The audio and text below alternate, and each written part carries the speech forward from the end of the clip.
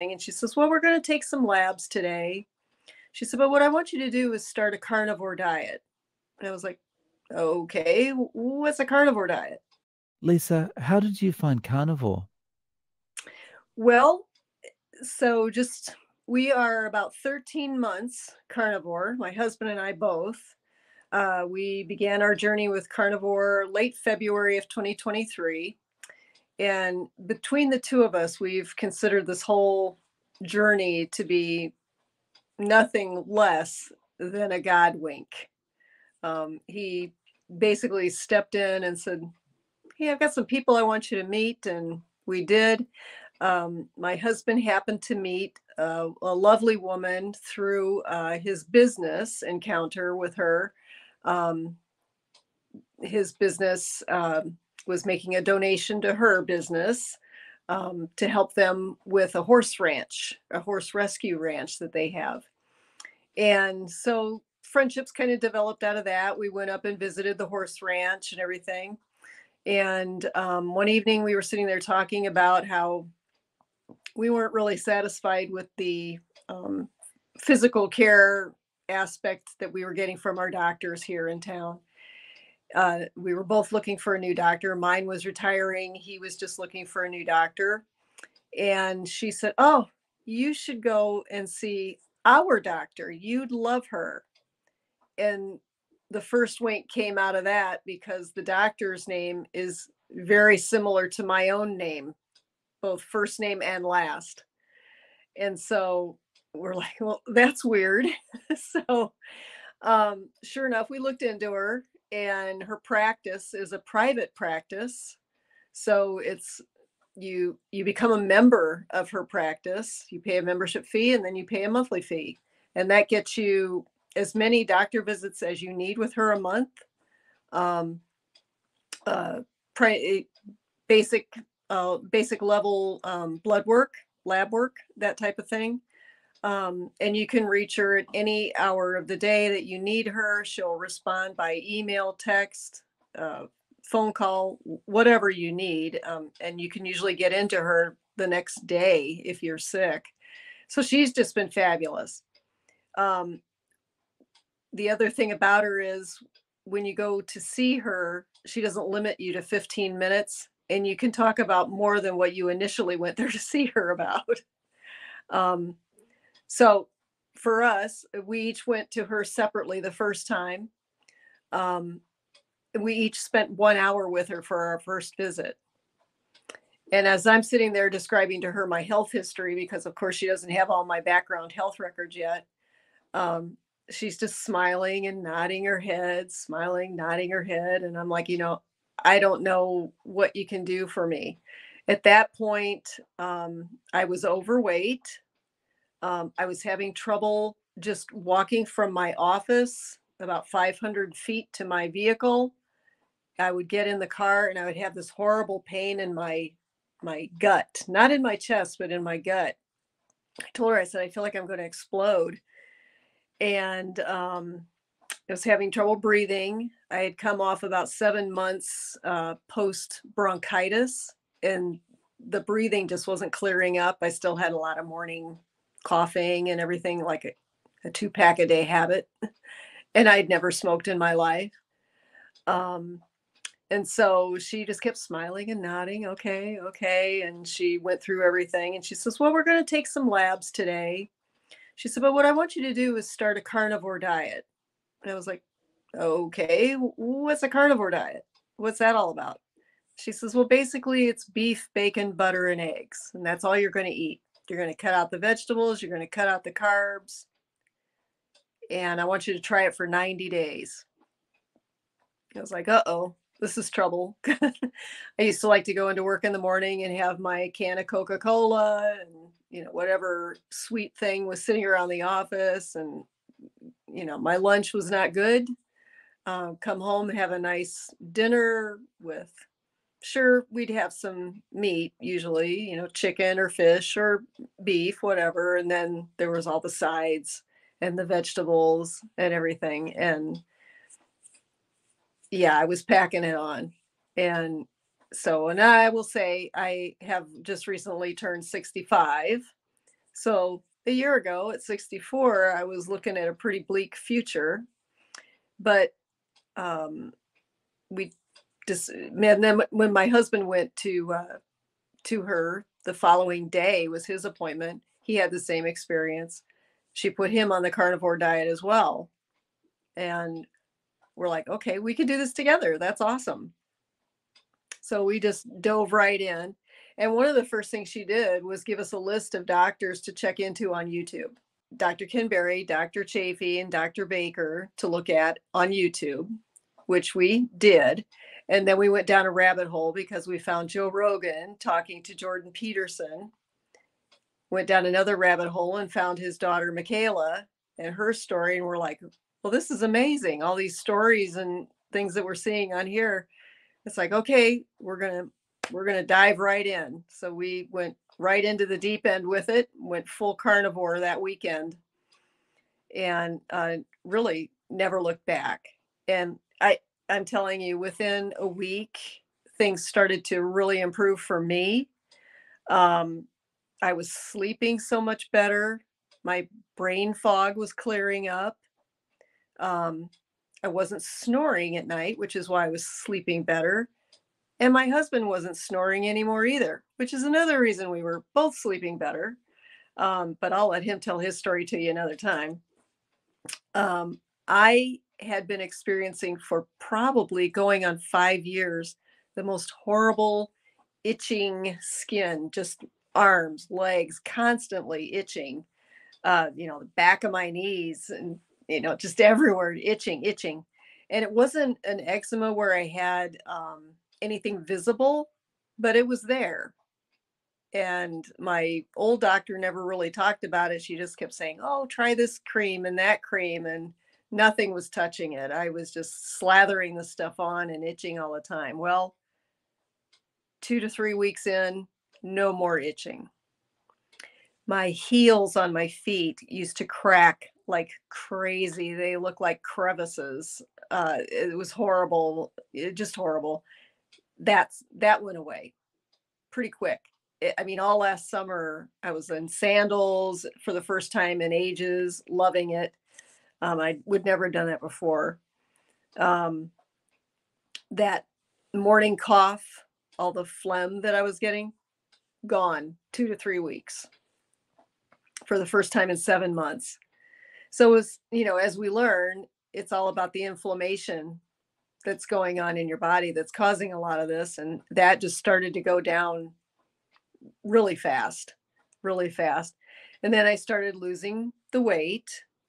That started happening as well. That was starting to come off. And, my friends were like, oh, well, that's all water weight. And I'm like, maybe 6 or 10 pounds of it was, but, and now we're talking 15, 20 and okay, maybe water, but it just kept going. And we were just amazed. So, blood work had come back in the meantime, and I found out that I was not just knocking on the door of type 2 diabetes, I had crossed over the threshold. So I was starting out on this. My first blood draw I was a 6.3 A1C. My most recent A1C was down to 5.7, and my fasting glucose was down from 109 to 85. The doc did tell me that, I could be one of those people that just is kind of hanging on to it a little bit longer. So we did the glycated albumin, I believe that's what it is. Did that. And she said, yeah, that's probably what it is. And then I've also learned that the high blood pressure medicine that I've been on since I was 38 years old, think back on how old I am. So the high blood pressure medicine that I've been on since I was 38 years old is also one of them that Dr. Berry just did a video about not too long ago that makes your A1C stay high. So between the two high blood pressure medicines that I've been on that long, both of them, he noted, were keeping A1C levels high and causing you to retain a bit more glucose in your blood. So I had that going on, and I've come down a lot on my dosage on my high blood pressure meds. Um, I would say in the next 6 months or so, I'll probably be off of them because my blood pressure when I take it has been wonderful for the first time in all these years. It's been great. She took me off of the high cholesterol meds I was on right away. And my cholesterol's, she's not concerned about it at all. She said, it's great. Don't worry about it. You know, you need your cholesterol. That's why your brain fog's gone. So it's like, oh, awesome. Okay. Well, that makes sense. So, that's all just been great. And I also had, it's not very ladylike to talk about, but I had the acid reflux that was really bad. And I was taking omeprazole for that. Um, and I can tell you that went away within the first 30 days. I was off of that medicine. I haven't touched it since. So none of that. I had a really sore elbow.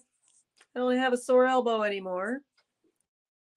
Um, yeah, it's just, oh, I had some really nasty rosacea on my cheeks and on my chest right in here. I mean, I have a turtleneck on tonight because here in the Midwest, it still thinks it's winter time, but um, yeah, I had really a bad breakout all the time. The rosacea was forming there. It's gone. I'm really happy about that. So skin's cleared up. That and I've lost. Well, here it is. I've lost 60 pounds in a year. Yeah, so I'm real happy about that, and much more active. I can walk a lot further, a lot faster, and not have that pain that I was worried about. I thought, oh my gosh, is one of my arteries going to burst? What is going on there? So I don't have that anymore either. We're So on that movement, I mean, firstly, congratulations. Thanks. But on the movement, are you actually feeling like you want to move more than before? Sure, I do. And right now, I still work in an 8 to 5 job every day, Monday through Friday, and so um, one of these days I'll get out more. But yeah, I stay pretty busy with work and on the weekend. And that was the other crazy thing. I'm losing all this weight, and at the same time, I've got friends who are trying to lose weight and they're at the gym just about every day working out. And I haven't been to the gym yet. Uh, I mean, we go for walks and we go for bike rides, but it's nothing. It's purely for entertainment. It's not like I'm trying to break a sweat or anything, and I'm still been able to lose 60 pounds. So it's been great. Now, I will say that at my gentle age of life, um, the doctor has told me, okay, now that you feel like moving and you feel like exercising a little bit more, start lifting heavy things. So, yeah, I need to do that a lot more. So that's going to be the next phase of this is really getting into the heavy things, working with some weights, getting out there and moving some more and building on the muscle that I have. I haven't I haven't really lost that much muscle, but I can tell. I can tell I could stand to build it some more. So yep, I'll be doing that. Watch out. So this is like a dream. This is almost like winning the lottery. Just by chance, you're introduced to this doctor Hmm. who is like, yeah, go carnivore. Yeah, exactly. We were stunned. And we hadn't seen all of the YouTube videos. We hadn't seen your videos yet. But yeah, and we came across you and we watch all the time and it's sort of like, wow, these people that he's talking to and all their stories, it's it's it's amazing.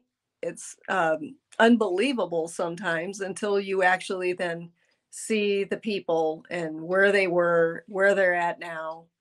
Um, it's just the success rate is more than anything I've ever experienced. As I was younger, like I said, once I got on those blood pressure meds at 38, everything just seemed to slow down metabolic wise. And I started to put the pounds on. And it got harder to, even have the energy. It was caused me to be very lethargic. So it was hard to have even the energy or the gumption to get out there and do any kind of exercise. Prior to being on the blood pressure meds, I love to go work out at the gym. I'd be there every day, Monday, Wednesday, Friday, working upper body, Tuesday, Thursday, sometimes Saturday, working legs. But once I got on the blood pressure meds, I didn't have any energy to do it. So everything Yeah. piled on. It just goes to show, like we're seriously over medicated because we're not thinking about what the downsides are going to be about the medications that we take. We're just so focused on, I need a switch to fix this problem, or the doctor's focused on, you need a switch to fix this problem. We or the doctor is not really thinking about the side effects, right? Mhm. Yeah, yeah, it's true. And like I said, I had been working out, and what caused them to find the high blood pressure. I mean, I didn't know I had it. No idea. I had joined a new gym, and how they always like to check your body mass index and take your blood pressure and all that kind of stuff and weigh you in. Um, they were doing my blood pressure, and they said, I'll be right back. And they went and got another blood pressure cuff and brought it over. And then they're like, I don't think we can let you work out yet. You're going to have to go see your doctor first. And I'm like, why? What's wrong? And they said, well, your blood pressure is 200 over 110. I was like, what now? You're kidding me. I said, how can that possibly be? I'm not heavy. I work out all the time. They said, yeah, it's high. So it was a surprise to me, and yet not, because my father had heart disease. He had several heart attacks throughout his life until he had his first major coronary at the age of 46. And unfortunately he passed at 59. So he had some pretty serious heart disease. Um, so but I was not heavy. I didn't smoke. I didn't drink. I liked to work out. I didn't expect for myself to have a problem like 200 over 110 tossed in my face. So yeah, when I went to the doctor and he says, well, we're going to start you on. I'm like, okay, that'll be great, I guess. How long will I need to be on that? And they said, well, we're going to have to monitor you. And turns out it was 30 some years that I was on it. And now, I check my blood pressure a few times a week, and I'm consistently down in the normal range, and sometimes 117 over 75. Sometimes it's 120 over 80. It's in that area where it's good. And yes, I'm still taking a little bit of the blood pressure medicine, but again, I think probably in the next 6 months, I'm going to be pulling back off of that even more. Wow. This has just been life changing. And sorry, this has been about 13 months. Yes. Yeah. We started Wow. right around the end of February in 2023. So, yep. So happy belated anniversary. Wow. And Um, I'm a horrible record keeper of my own making, but I've tried to jot down some things so I remember what to tell you. It's sort of like yeah. there's so many things that have improved, and just my energy level and everything, the brain fog, except for I can't talk right at 7 o'clock at night apparently, but the brain fog is so much removed. I can go through a whole day at work and still have a little bit left at the end of the day. So how are you eating to achieve these results? Like, there's a lot of people that may not have tried this yet. They're going to be watching, going, "Okay, well, this is amazing. What do I need to do as far as eating is concerned?" Right. So we at first, we were pretty strict. It was just like she said, beef, bacon, butter, and eggs. And we were like, really? Bacon? I'm already on blood pressure medicine. So bacon, all that salt. And she says, oh yeah, the salt's not going to hurt you. In fact, eat more. Because wasn't using it all these years. I didn't use it to cook with. I didn't season my food with it at all. Um, and so to be adding real butter and salt into like ground beef and eating that, I thought, yep, this is it. This is going to do me in, but it hasn't, and I feel so much better. But um, so it's been pretty simple for us. We get whatever happens to be on sale at our local butcher shop. Um, might be ribeye, might be New York strip, might be T-bone. Um, we do a good amount of ground beef.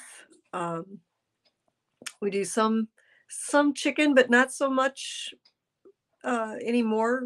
As it happens, I've got some chicken fingers, one of Nisha's recipes in the oven right now. So, um, but we'll do that. Fish, love fish. Predominantly salmon. We'll do a lot of salmon. Um, every once in a while, some cod or something like that, but not too often.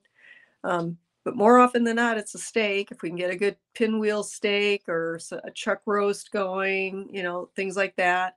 And then when we asked, well, how many eggs should we limit ourselves to? And she said, you don't need to limit yourself at all. You can have as many eggs as you want. Well, how much bacon should we be eating? You can eat as much bacon as you want. So it's like, and we do.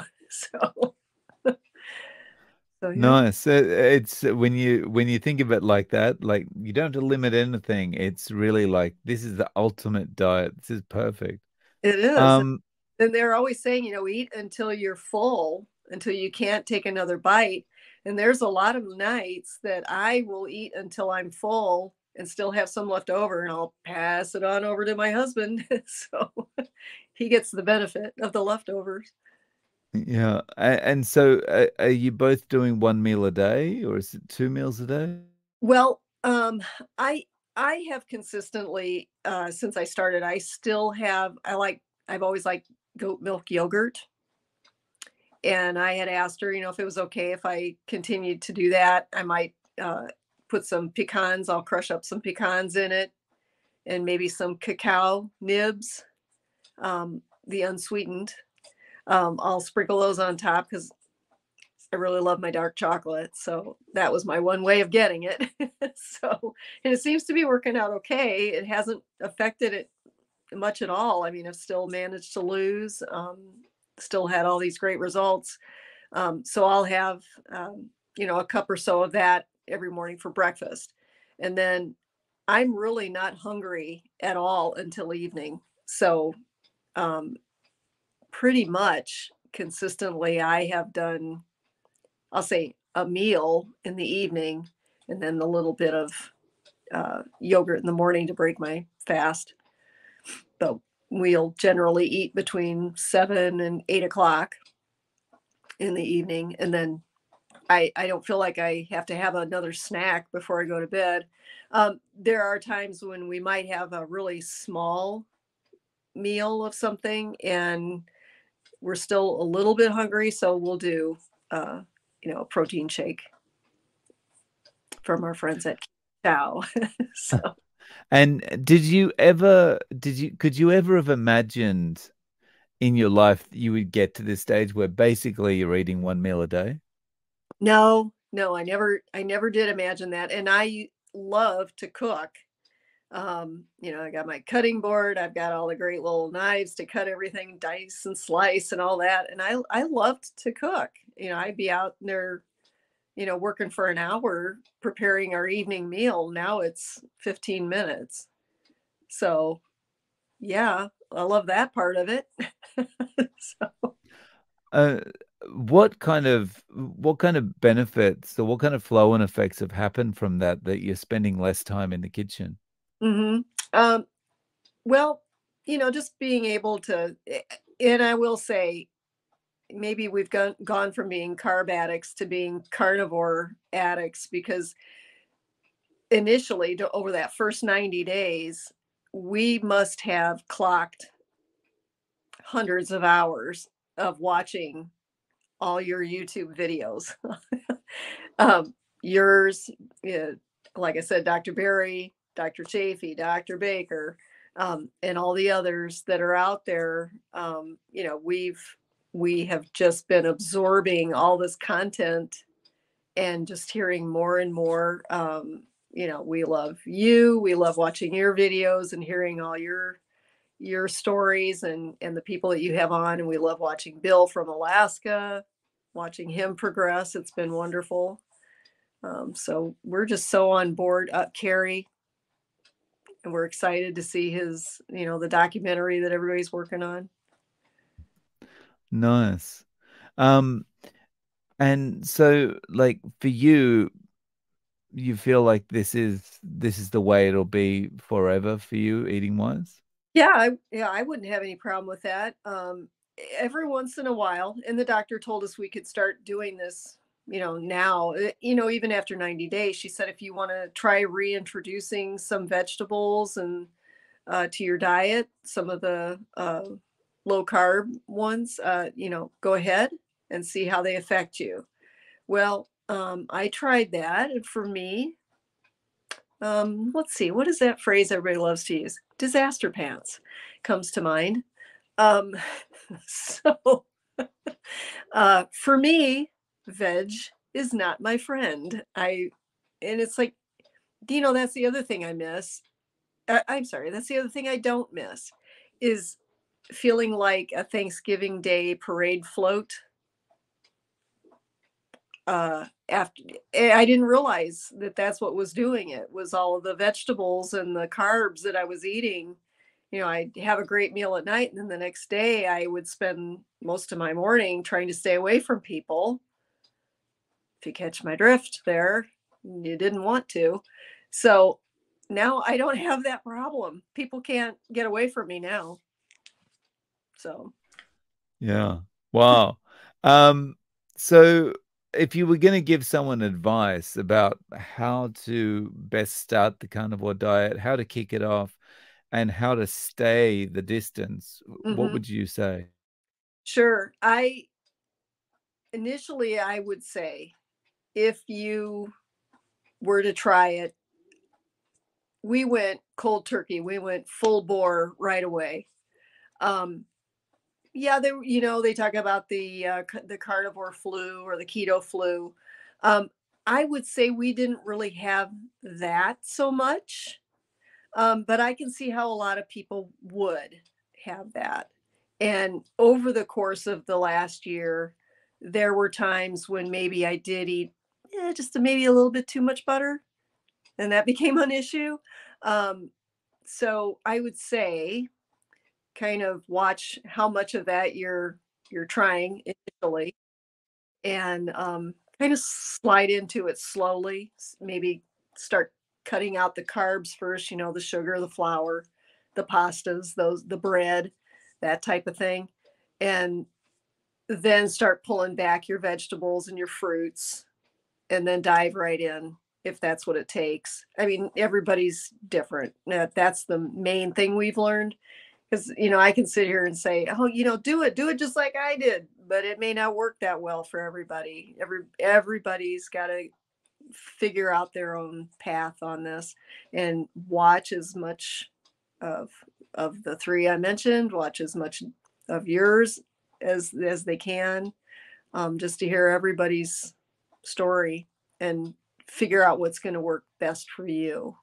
Yeah, very nice. So, Lisa, is there a way that people can reach out to you? Do you have a website or a YouTube or anything? Yeah, so I have not done a YouTube channel yet. But I don't have a website or anything like that yet, but I can sure share some information with you that you can post up. That'd be fine. Thank you. Thank you very much. Um, Lisa, I really appreciate you coming on and sharing your story with us. Thank you so much for your time. Thank you. I appreciate you having me on. This has been wonderful and such a pleasure to meet you.